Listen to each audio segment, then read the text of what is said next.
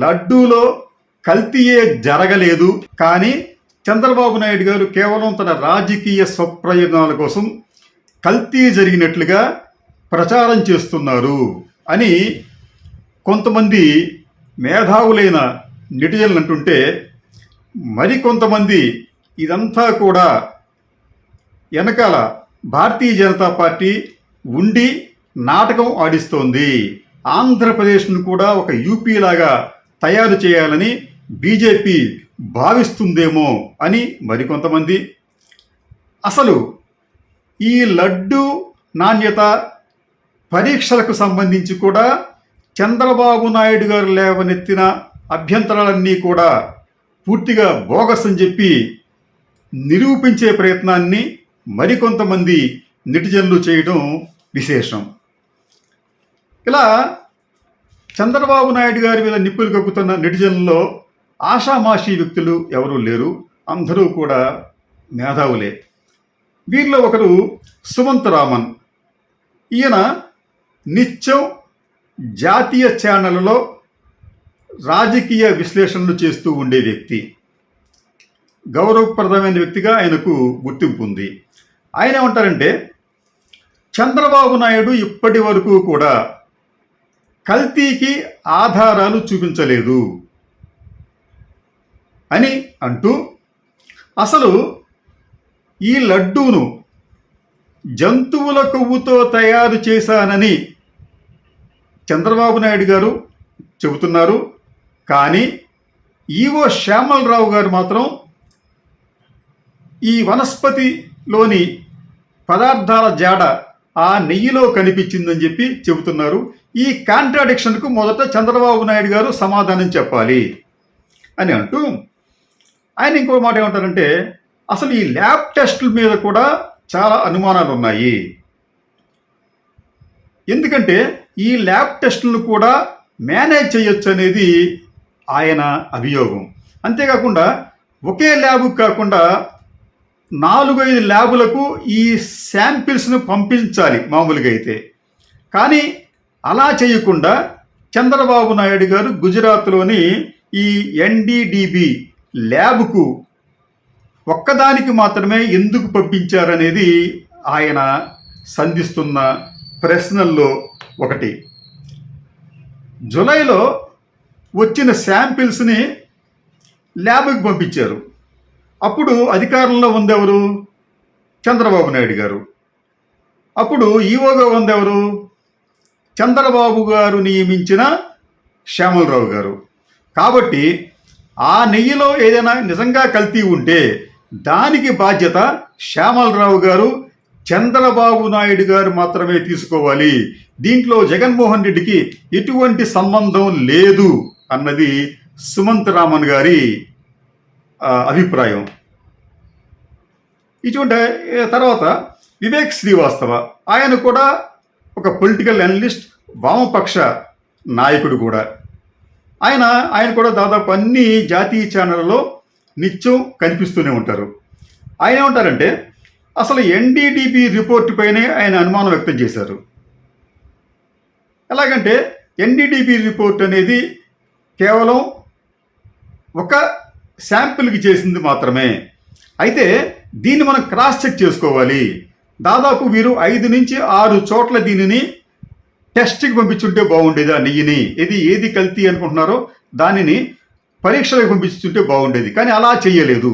అంతేకాకుండా ఇటువంటి సందర్భాల్లో అంటే కీలకమైన అంశం కాబట్టి ఈ శాంపిల్స్ను కొంతమంది ప్రత్యక్ష సాక్షుల పర్యవేక్షణలో తీయాలి.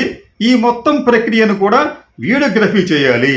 కానీ టీటీడీ అధికారులు అటువంటివేమీ చేయకుండానే శాంపిల్స్ పంపామంటున్నారు. నిజానికి ఆ రోజున వారు పంపించిన శాంపిల్స్లో ఎవరైనా ఉద్దేశపూర్వకంగా కల్తీ చేశారేమో కదా అన్నది వివేక్ శ్రీవాస్తవ గారికి ఉన్న అనుమానాలు. తర్వాత కృష్ణ భట్, ఈయన ఒక ఆధ్యాత్మిక వేత్త, బీహార్ రాష్ట్రానికి చెందినవారు. ఆయన ఏమంటారంటే, చంద్రబాబు నాయుడు అంటే నాకు గతంలో అపారమైన గౌరవం ఉండేది.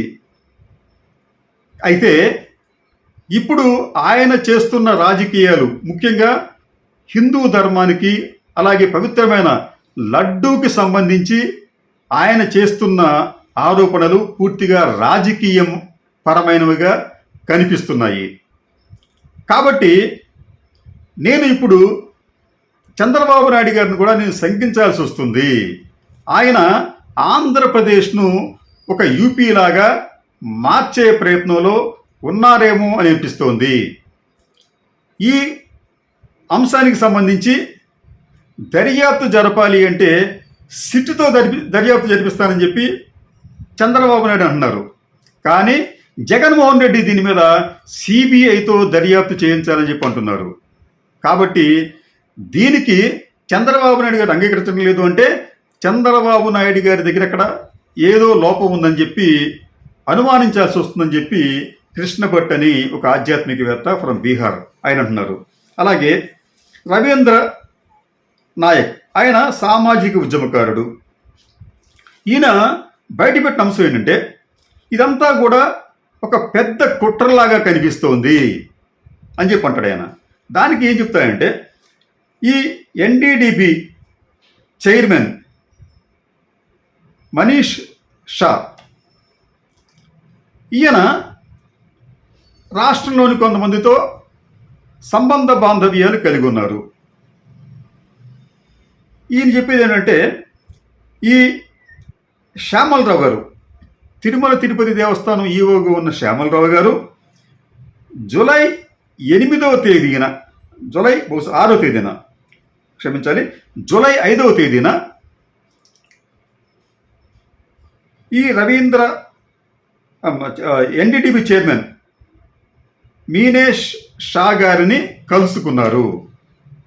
ఎందుకు కలుసుకున్నారు అనేది ఈయన లేవనెత్తుతున్న ఒక అనుమానం. ఎందుకంటే ఆంధ్రప్రదేశ్లో జగన్మోహన్ రెడ్డి గారు అమూల్ని బాగా ప్రోత్సహించారు. చంద్రబాబు నాయుడు గారికి అమూల్కి చంద్రబాబు నాయుడు గారి హెరిటేజ్ సంస్థ అమూల్ అనేది ఒక ప్రత్యర్థి. అది ఒక అంశం అయితే శ్యామలరావు గారిని ఈ ఎన్డీడీబీ చైర్మన్ ఎందుకు కలుసుకున్నారు? కలుసుకున్న 3వ రోజునే ఆయనకు అంటే ఈ ఎన్డీడీబీకి ఈ టీటీడీ బోర్డు ఈ నెయ్యి శాంపిల్స్ని పంపించింది. దీంట్లో ఏదైనా కుట్ర కోణం దాగి ఉందా అనేది రవీంద్ర నాయక్ అనే ఒక సామాజిక ఉద్యమకారుడి అనుమానం. అలాగే అభిషేక్ గోయల్ ఈయన కూడా ఒక ఆధ్యాత్మికవేత్త. ఆయన ఏమంటాడంటే జూలైలో మీరు శాంపిల్స్ తీశారు, జూలైలో మీకు నెయ్యి వస్తే ఆ శాంపిల్స్ తీస్తే దానిని మీరు ల్యాబ్కి పంపించారు. దాంట్లో ఏవైనా లోటుపాట్లు ఉంటే దానికి జగన్మోహన్ రెడ్డి ఎందుకు కారకుడవుతాడు? ఎందుకు మీరు జగన్మోహన్ రెడ్డిని ఇరికించే ప్రయత్నం చేస్తున్నారు? ఇది ఖచ్చితంగా డైవర్షన్ పాలిటిక్స్ అనేది అభిషేక్ గోయల్ గారి అభిప్రాయంగా ఉంది. అలాగే మధ్యప్రదేశ్కి చెందిన బహుశా ఆయన ఎంపీ గారిలో ఉంది సాకేత్ గోఖలే. ఆయన ఏమంటారంటే చంద్రబాబు నాయుడు గారు చేసే పనులన్నీ కూడా ఎప్పుడు అనుమానాస్పదంగానే ఉంటున్నాయి. తాజాగా ఆయన లడ్డూ ప్రసాదంలో జంతువుల కొవ్వు ఉందని చెప్పి ఒక చారిత్రాత్మక తప్పిదం చేశారు.